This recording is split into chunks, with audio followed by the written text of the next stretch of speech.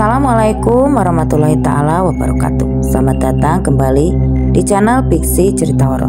Untuk kisah kali ini masih ada kisah lanjutan dari tulisannya Om Ras, sebuah cerita tentang Robert, dukun sakti dari Kalimantan. Sebuah kisah yang berjudul Belajar Ilmu Santet di Pedalaman Kalimantan. Dan untuk seperti apa kisahnya, mari kita masuk ke ceritanya. Kau sudah siap? Tanya Robert pada Rowan yang saat itu sudah berada di atas perahu. Rowan langsung mengangguk dengan mantap. Kalau begitu, lepaskan talinya, ujar Robert. Dengan cekatan Rowan lantas melepaskan tali pengikat perahu tersebut. Perlahan-lahan perahu mulai mundur, menjauhi lanting jamban setelah tali penahannya dilepas oleh Rowan. Sekitar 2 meter dari jamban, Robert lalu menghidupkan mesin perahunya. Suara nyaring dari mesin perahu itu membuat burung-burung yang tadinya berkicau seketika berhenti dan berterbangan menjauh. Rowan cukup menikmati perjalanan itu. Tidak ada obrolan antara keduanya. Namun beberapa jam duduk di atas perahu cukup membuatnya bosan dan capek. Setelah menempuh perjalanan selama beberapa jam, akhirnya Robert memutuskan untuk berhenti sejenak, memakan bekal yang mereka bawa dari rumah. Saat sedang asik menikmati makanan masing-masing, tiba-tiba saja ada gelombang yang cukup besar menghantam perahu mereka, hingga menyebabkan perahu mereka kemasukan air. Piring nasi yang Rowan pegang pun tumpah dan nasi berhamburan dalam perahu yang sudah berisi banyak air tersebut. Cepat kuras airnya, pinta Robert sambil terus menguras air dari dalam perahu. Setelah bersusah payah, akhirnya perahu itu berhasil mereka selamatkan dari keramnya akibat terkena gelombang tadi. Gelombang apa itu tadi? Ujar Rowan. Sebaiknya kita lanjutkan perjalanan, kata Robert. Namun masalah lain muncul ketika Robert ingin menghidupkan mesin perahunya. Perahunya tidak mau hidup-hidup. Pasti gara-gara sempat terendam tadi, ujarnya. Berapa lama lagi perjalanannya akan kita tempuh dari sini? Lanjut Rowan bertanya. Masih lumayan jauh. Apa kau pikir ingin mendayung dari sini ke sana? Ya, kalau tidak ada pilihan, mau bagaimana lagi? Robert terdiam. Lalu ia menghela napas panjang. Ayo, kita lakukan. Waktu kita tidak banyak. Dia benar-benar mengincarmu, ujar Robert pada akhirnya. Dukun perempuan itu? Tanya Rowan seraya melepaskan ikatan pada dayung yang ada di samping perahu Cis tersebut. Iya, jawab Robert singkat. Kau tahu bagaimana kabar amaiku? Tanya Rowan. Tiba-tiba Robert tidak menjawab. Ia lantas mengambil dayung yang Rowan pegang. Amai baik-baik saja kan? Tanya Rowan lagi. Ya, dia pasti baik-baik saja sekarang. Fokuslah pada tujuanmu. Ayo, cepat dayung. Rowan mengangguk. Tidak lama lagi obrolan antara keduanya. Hanya suara kecipak air dan kicauan burung yang terdengar menemani perjalanan mereka. Terasa matahari pun mulai terbenam. Cahaya yang tadinya bersinar terang kini mulai tampak temaram. Masih jauh kah? Tanya Rowan. Iya, kenapa? Tanganmu sakit ya? Ya sudah, berhenti mendayung dulu, ujar Robert. Namun Rowan tidak menghiraukan perkataan Robert. Ia tetap mendayung meskipun tangannya sudah sakit. Dan Robert tidak lagi berusaha menghentikan Rowan. Namun entah kenapa, semakin gelap perahu itu malah semakin melaju. Bahkan Rowan sendiri merasa laju perahu itu bukan karena didayung olehnya, sebab saat dayungnya diangkat, perahu itu tetap melaju. Ini sudah aku bilang kalau memang tanganmu sakit, berhenti mendayung, ucap Robert. Jadi ini sudah diam dan jangan bicara apapun tanpa seizinku, kata Robert. Kalau kau memang bisa, kenapa tidak kau lakukan sedari tadi? Kita tidak perlu repot-repot mendayung. Andai kau lakukan ini dari awal, ujar Rowan. Dasar bocah, tidak tahu terima kasih. Sudah bagus aku bantu. Apa kau mau mendayung lagi sampai tanganmu itu copot? Mendengar Robert yang sudah marah seperti itu, akhirnya Rowan langsung terdiam. Ia tidak lagi mengatakan apapun. Hai, boleh ku nyalakan senter? Tanya Rowan setelah terdiam beberapa lama. Jangan, apa kau mau mendayung lagi? Rowan pun terdiam dan pasrah. Kita sudah hampir sampai, ujar Robert. Setelah sampai di tepian, Robert lantas menyuruh Rowan untuk mengikat tali perahu pada salah satu pohon. Setelahnya mereka berdua pun bersiap untuk melanjutkan perjalanan dengan berjalan kaki, menyusuri hutan. "Benar ini jalannya?" tanya Rowan. "Iya," jawab Robert yang berjalan mendahului Rowan. Rowan yang saat itu berjalan di belakang Robert tampak mengarahkan senternya ke sana kemari dengan niat melihat arah jalan. Namun tiba-tiba matanya tertuju ke arah salah satu cabang pohon. Di sana terlihat sosok putih sedang duduk berjuntai. "Bet," panggil Rowan seraya berjalan mendahului Robert. "Apa?" tanya Robert. "Aku jalan duluan ya di belakang, banyak nyamuk." "Banyak nyamuk? Atau sudah dilihat?" tanya Robert diiringi suara tawa cekikikan. Dari jauh, Rowan tidak menjawab pertanyaan Robert, namun ia semakin mempercepat langkahnya. "Kau tahu jalannya?" tanya Robert. "Cepatlah, aku sudah capek sekali." Robert terkekeh. Ia masih berjalan santai sambil sesekali mengeluarkan candaan yang sama sekali tidak lucu bagi Rowan. "Astaga!" jerit Rowan saat tubuhnya bertabrakan dengan seseorang.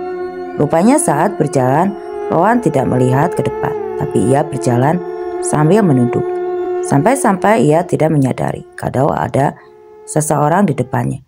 Alhasil Rowan terjatuh. Karena tabrakan yang tadi tidak disengaja itu, Robert tertawa. Apa yang ia lihat malam itu benar-benar seperti hiburan baginya. "Robert, benar, rupanya kau datang kemari lagi. Sudah lama ya, kau tidak pernah kemari. Siapa orang itu?" tanya pada Robert yang masih tertawa. "Iya, Mang, aku kemari membawa seseorang murid untuk Amang," ujar Robert setelah tawanya mereda. "Bocah ini, apa dia tahu?" Mang, sebaiknya kita langsung ke rumah Amang saja, karena badanku sudah capek sekali," potong Robert cepat. Robert lalu menyuruh Rowan untuk berjalan lebih dulu. Singkatnya mereka bertiga kemudian sampai di rumah Lajaputo. Rowan dipersilakan masuk lebih dulu oleh Robert, sementara ia mengobrol dengan Lajaputo di luar rumahnya. "Aku minta tolong, jangan beritahu dia apa yang sudah terjadi. Aku tidak ingin anak itu dipenuhi dengan dendam," ujar Robert. Amang Buto pun memalingkan wajahnya ke arah lain. "Aku melihatnya sama seperti melihatmu," Robert pun mengangguk. "Aku tahu. Lalu apa yang harus aku lakukan padanya?" tanya Lajaputo. "Ajarilah sedikit-sedikit, karena tujuan ayahnya mengirimkannya padaku bukan untuk itu."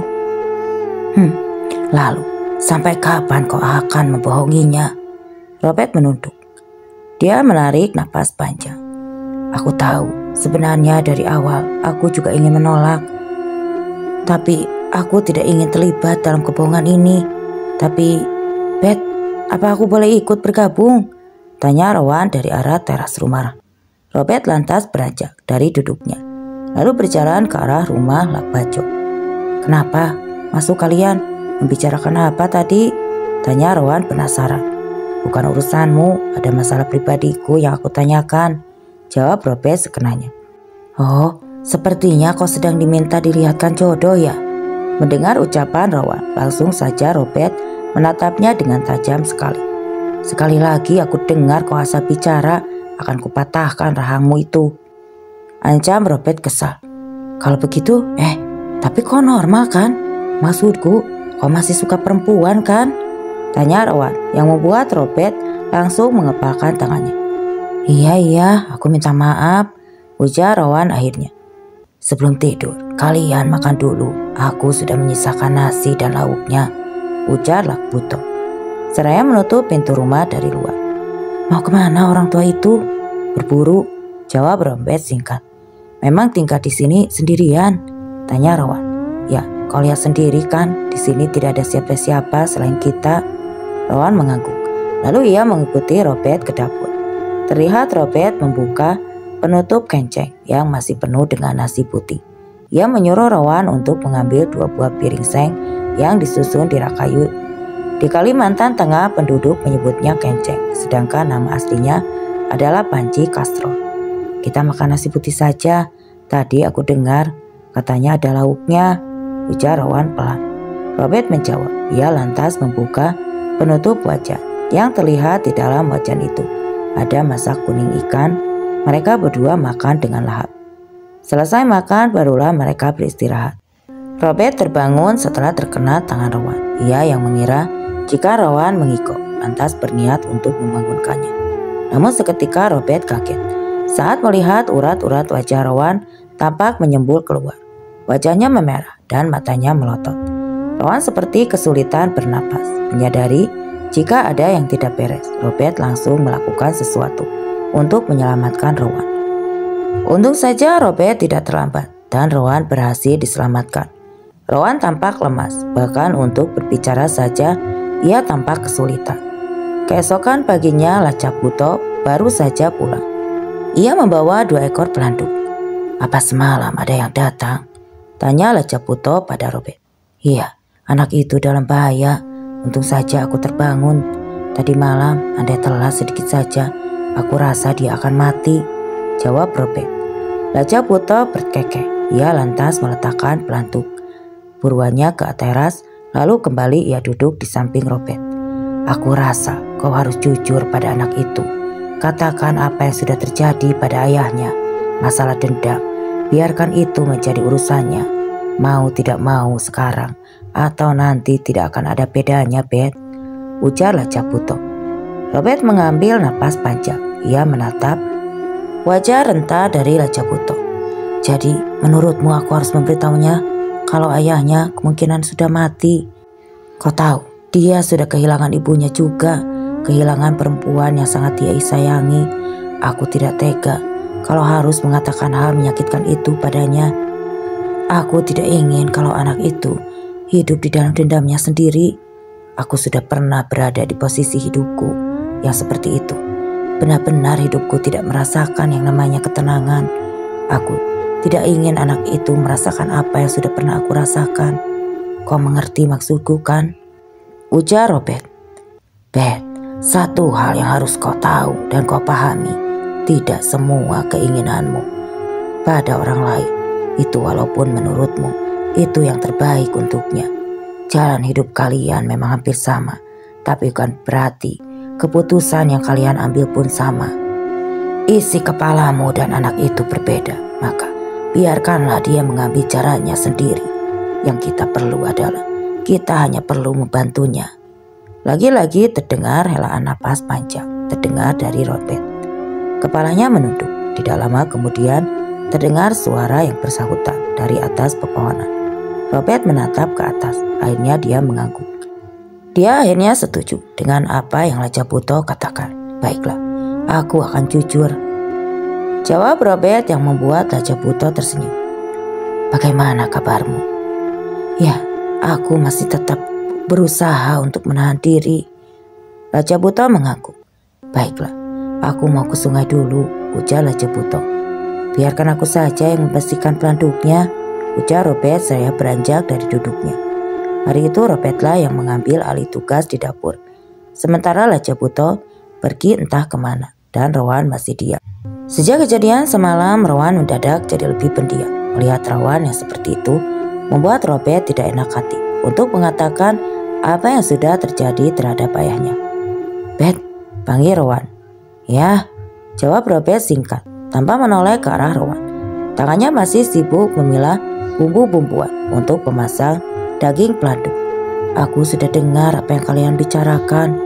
Apa kau yakin kalau amaiku sudah mati?" tanya Rowan pelan.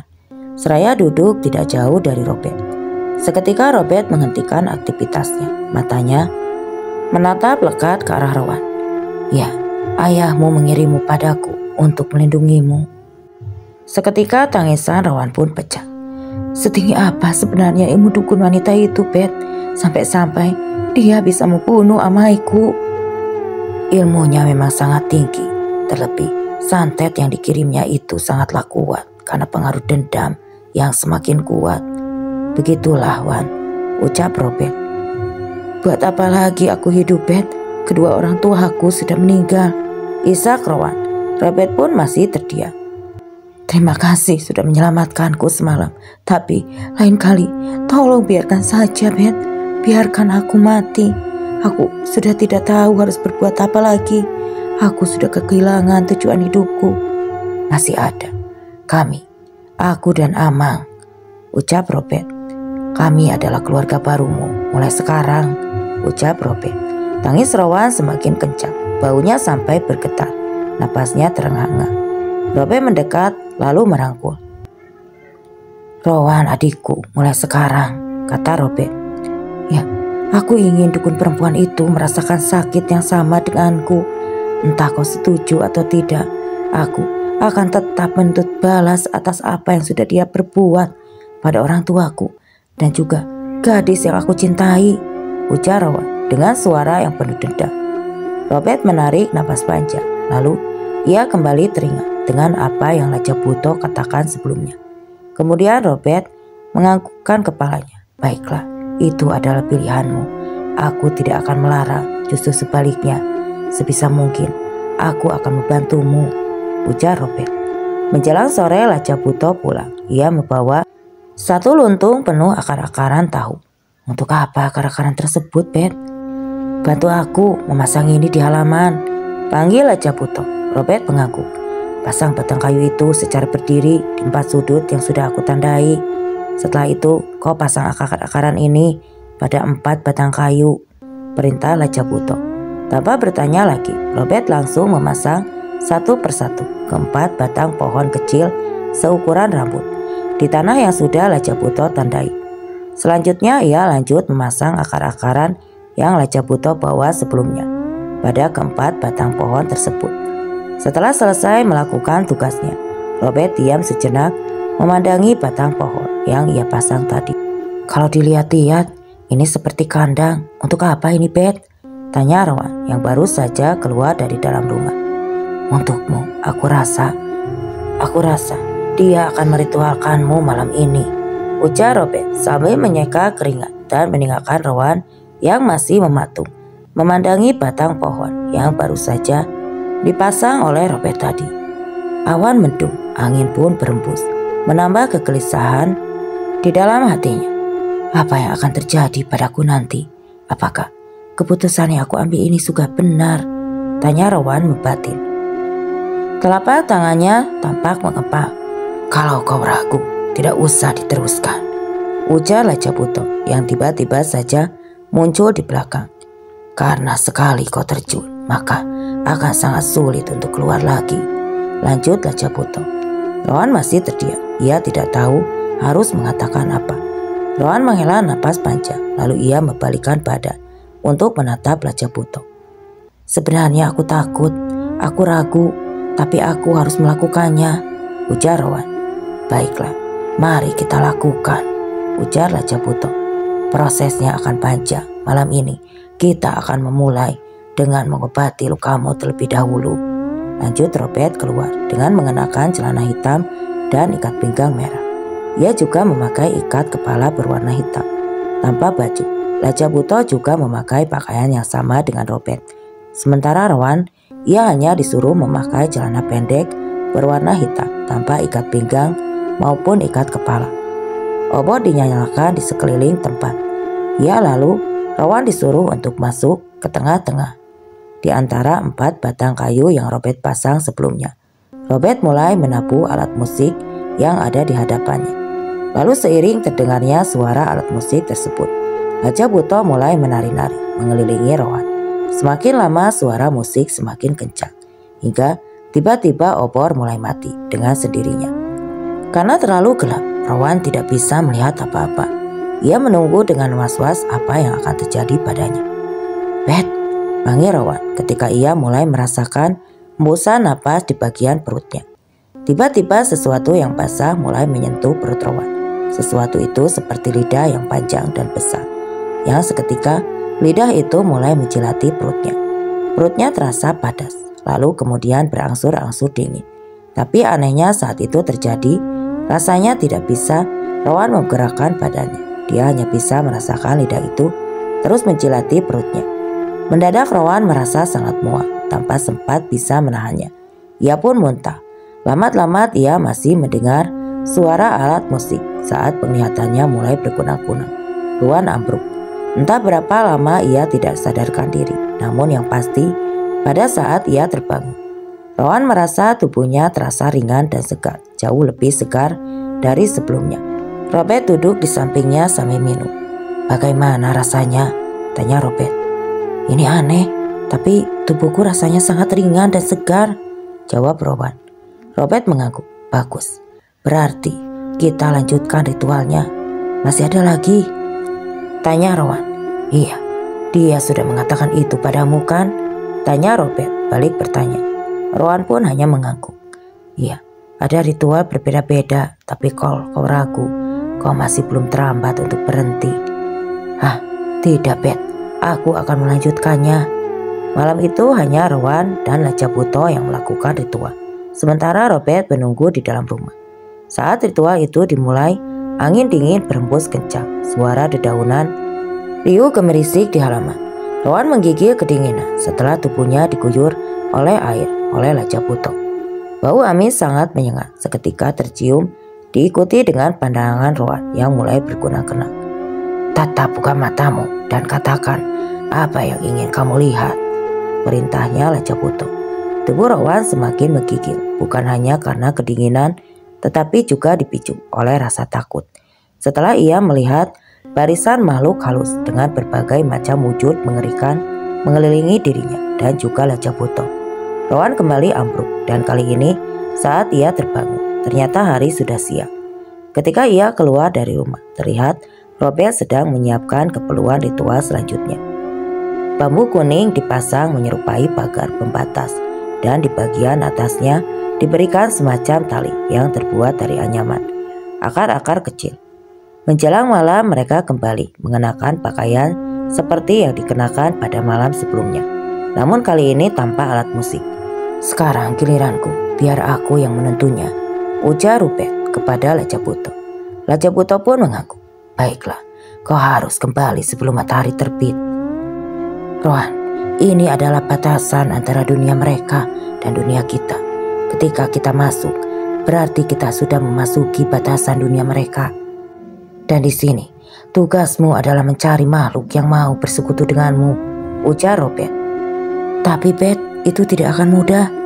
"Iya, makanya kenapa ritual ini dilakukan terakhir. Kau pasti tahu, dukun yang kuat pasti memiliki pendamping juga. Makanya di sini, tugasmu adalah mencari yang paling kuat di sini." "Tapi apa mungkin aku masih bisa mengalahkan mereka, Bet?" tanya Rowan. "Kau masih tidak sadar kalau kemampuanmu sekarang sudah hampir sama denganku. Lajabuto sudah menurunkan sebagian ilmunya untukmu," ujar Robert, hingga membuat Rowan langsung kaget. "Ayo, tunggu apa lagi?" tanya Robert saat melihat Rowan masih berdiri mematung. Hembusan angin dingin terasa kuat menghantam tubuh keduanya saat mereka sudah melewati pembatas. Napas Rowan terdengar tidak beraturan kala ia mulai melihat ratusan makhluk dengan wujud mengerikan di hadapannya. "Jangan yang ini, mereka bukan yang terkuat," ujar Robert. "Bagaimana caranya supaya aku bisa tahu mana yang kuat dan mana yang tidak, Bet? Bagiku mereka sama saja, wujudnya saja seperti itu," tanya Rowan tenang. "Tenang saja, nanti aku akan beritahu," ujar Robert sambil terus melangkah melewati makhluk-makhluk itu. Setelah cukup lama berjalan, akhirnya Robert menghentikan langkahnya. "Nah, kau lihat yang di sana itu, Wan?"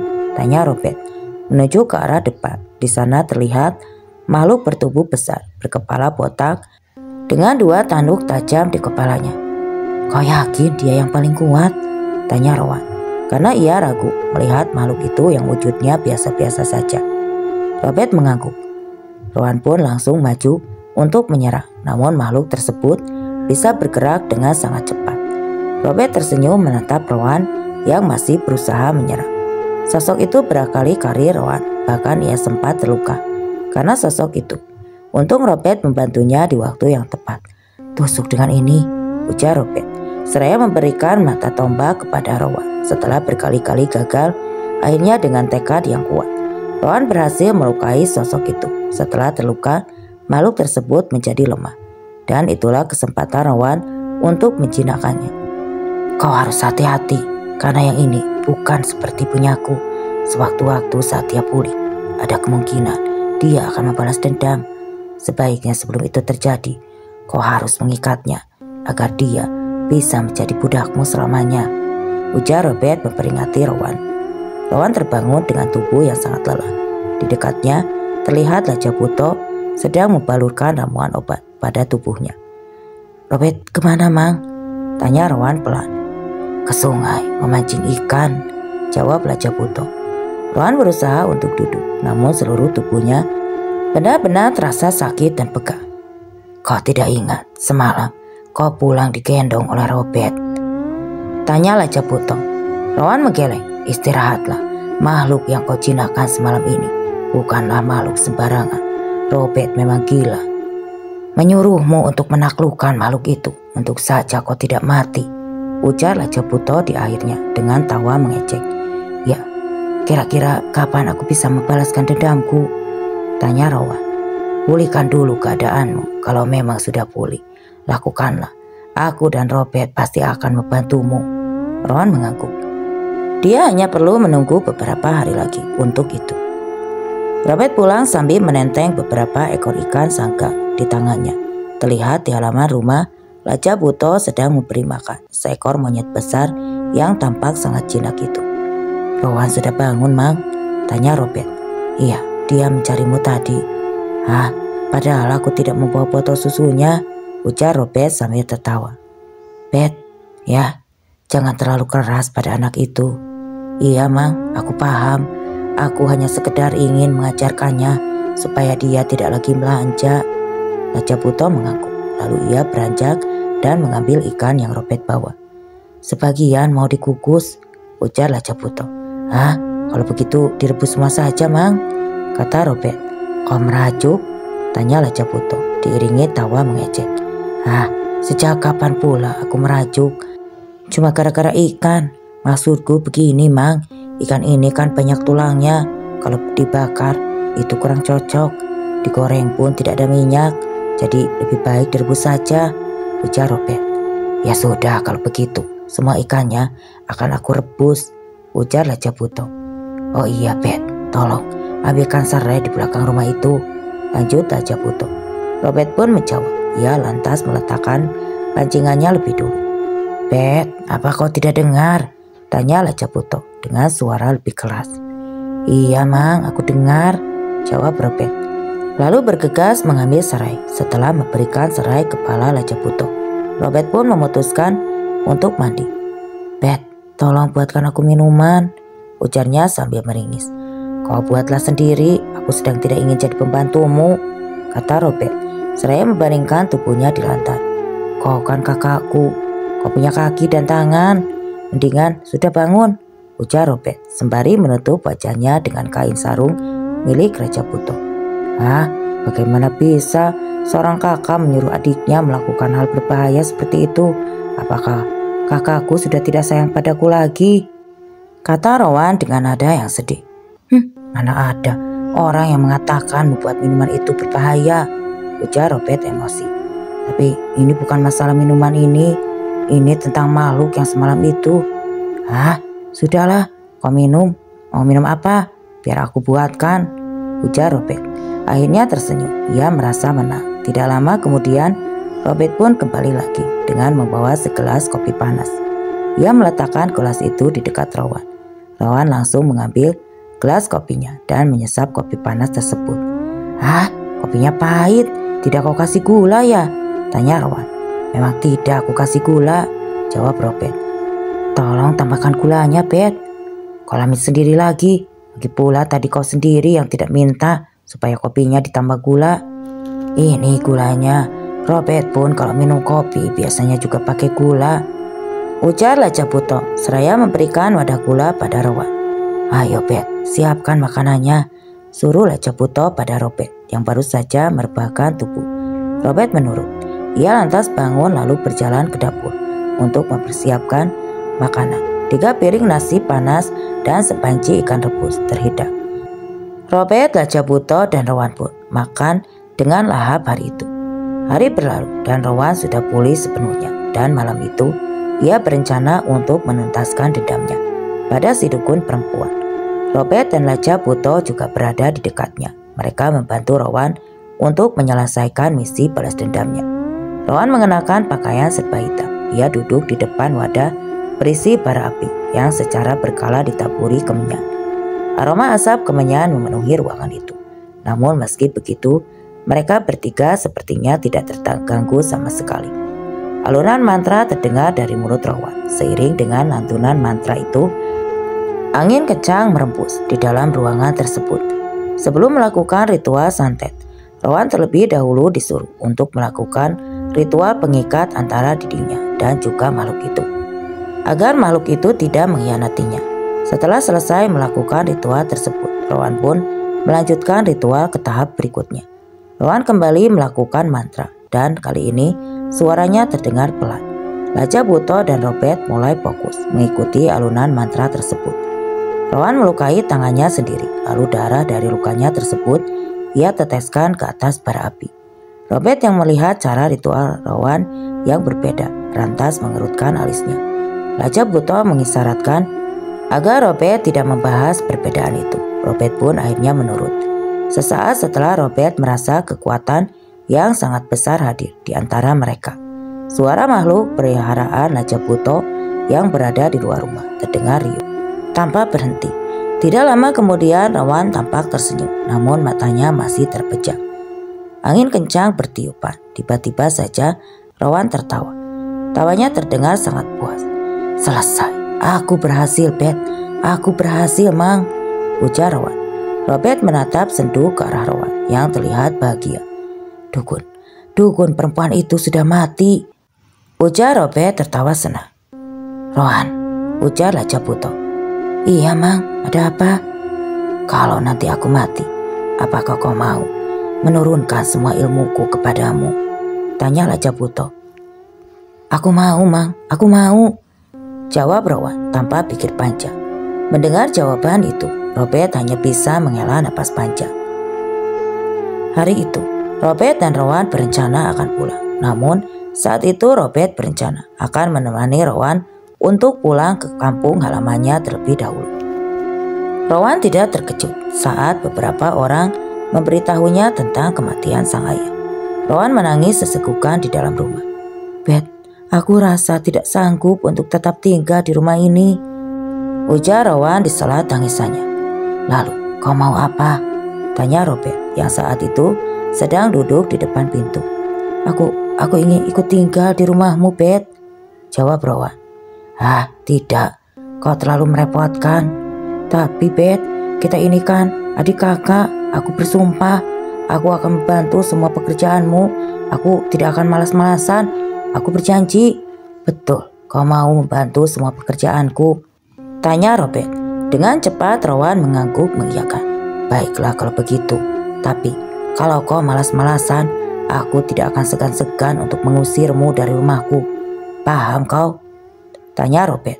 "Iya, aku paham," jawab Rowan. "Ya sudah, cepat bawa barang-barang kita pulang," ujar Robert. 2 minggu pun berlalu. "Wah, besar sekali kandang yang mau kau buat, Bet," tanya Rowan saat melihat pat kayu yang Robert tancapkan di 4 sudut rumah.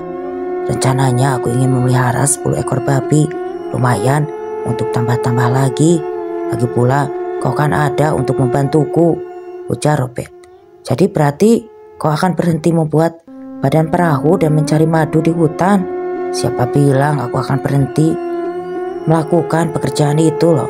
Jadi membuat badan perahu itu dan juga mencari madu hasilnya lumayan. Apalagi ditambah kalau ternak babi kita berhasil, kita akan menghasilkan cukup banyak uang, Wan. Tapi kita ini cuma berdua. Ternak babi ini saja sudah cukup, Bet, untuk menyambung hidup kita," ujar Rowan. "Memangnya kau tidak ingin berkeluarga, ha?" tanya Robert. "Maksudmu, Bet? Ya memangnya kau akan tetap membujang sampai tua? Apa kau tidak ingin punya istri dan anak-anak, ha? Kau sendiri masih membujang. Berarti kau akan mengikuti jejakku. Baiklah kalau begitu, mari kita membujang sampai tua," ujar Robert. "Bukan begitu maksudku. Kurasa suatu saat nanti aku pun ingin menikah, Bet.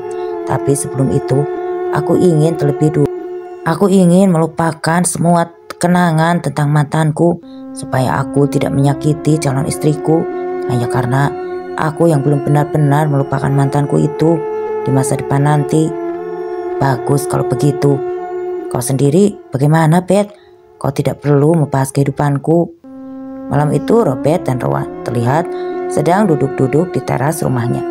Mereka membahas tentang kandang babi yang akan mereka bangun. Aku juga ingin berencana memelihara ayam lagi, Wan, ujar Robert. Hah? Kau ini kebanyakan rencana sih, Bet. Kandang babi saja belum selesai. Besok-besok apalagi rencanamu? Apalagi ya, Bet? Bet, kau lihat itu, Bet? Tanya Rowan sambil menunjuk ke arah cahaya merah seperti bola api melayang mendekat ke arah rumah Robert.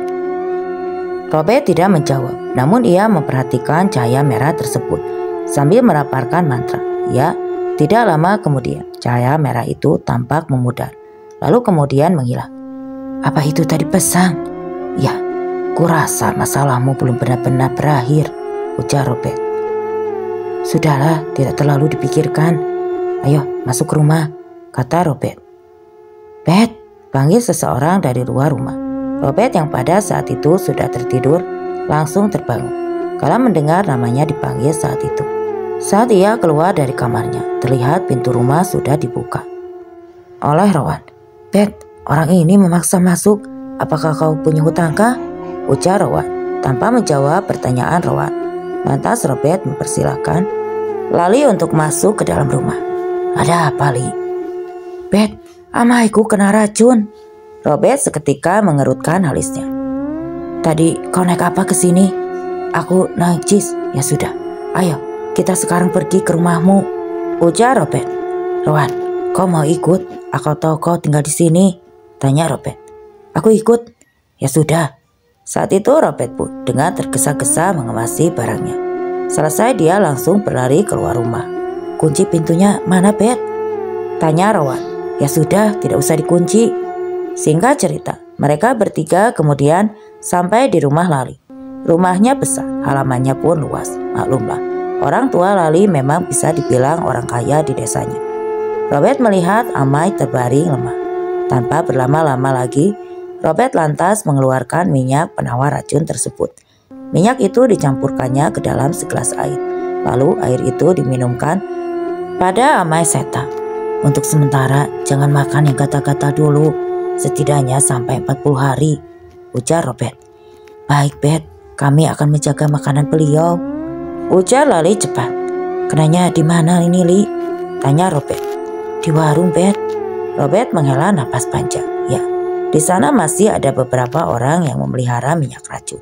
Dan pada bulan-bulan tertentu, minyak racun itu harus diberikan tumbal yang berupa nyawa manusia.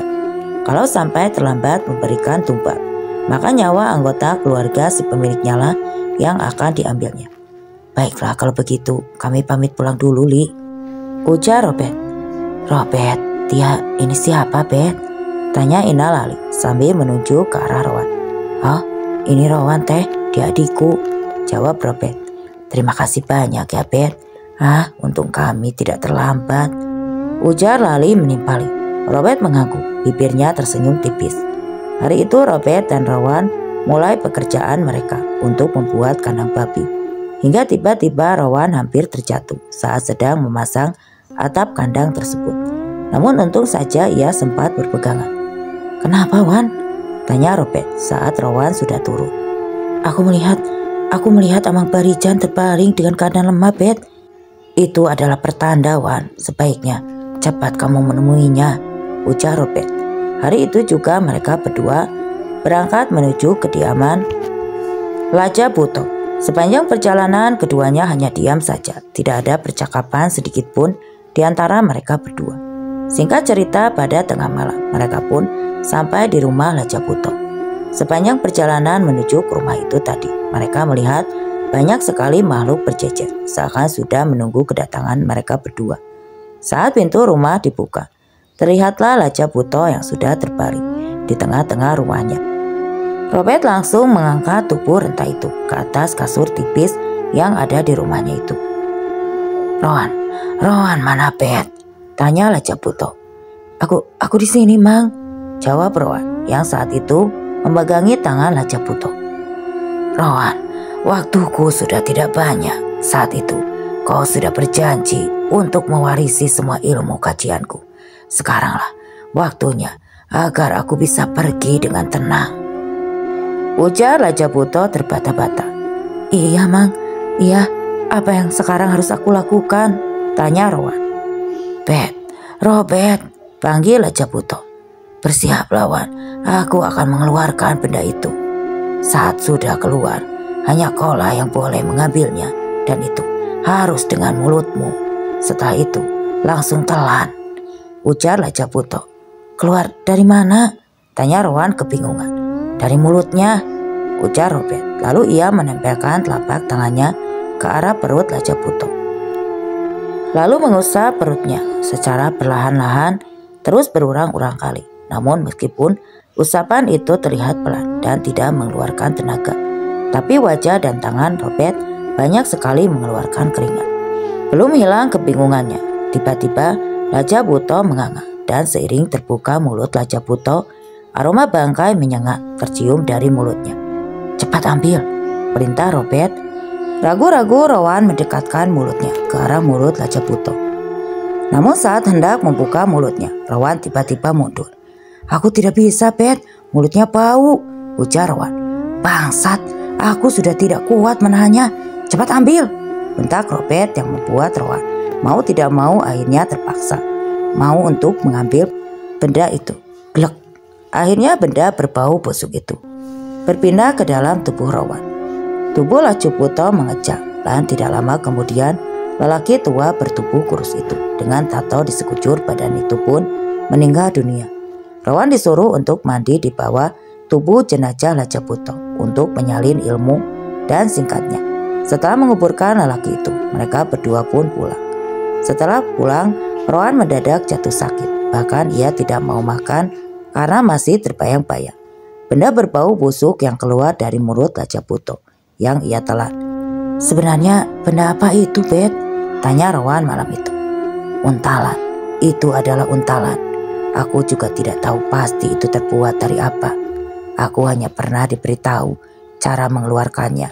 Tapi menurutku, benda itu merupakan salah satu sumber kekuatan yang Liao punya. Liao kebal dan kuat serta bisa memerintah makhluk alam lain. Mungkin salah satu karena benda itu, ujar Robert. Liao adalah sebutan untuk orang yang sudah meninggal. Liao sama halnya dengan kata almarhum. Jadi sekarang apa aku juga bisa sekuat Liao? Tanya Rowan. Kurasa iya. Lalu apa aku juga bisa memerintah peliharaan Liao? Mungkin. Aku ingin mencobanya, Bet. Sudahlah, nanti saja. Kau masih sakit, ujar Robert seraya beranjak dari duduknya dan berjalan meninggalkan Rowan. Dan cerita pun selesai sampai di sini dulu. Oke teman-teman, sekian untuk kisah kali ini. Semoga apa yang saya bawakan dapat menjadikan pembelajaran untuk kita dan tentunya dapat menghibur. Nantikan kelanjutan cerita dari kisah Robert, dukun sakti dari Kalimantan. Saya pamit undur diri, wassalam.